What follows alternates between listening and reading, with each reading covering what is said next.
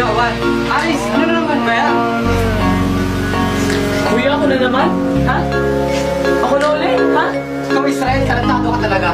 Lahat nga, pinapabayaan na namin sa mga gusto mo, pati yung pagpupulakbol mo. Oo nga, Kuya Aris, nakakaingit ka! Ako pa rin? Ako pa rin yung nakakaingit, ha? Ako nga yung ingit na ingit sa inyo, eh. Ha? Ikaw, kuya, nakakakain ka ng masarap. Ikaw, ate, nabibili mo lahat ng gusto mo, di ba? Ikaw, napakasarap ng buhay mo kasi di minsan wala kang ginagawa. Ako ba, natanong niyo man lang ba ako, ha? Kasi ako, ang laki ng sakripisyo ko para sa pamilya na to. Ako na nga yung gumawa ng iniwan yung gawain nanay, eh. Di ba?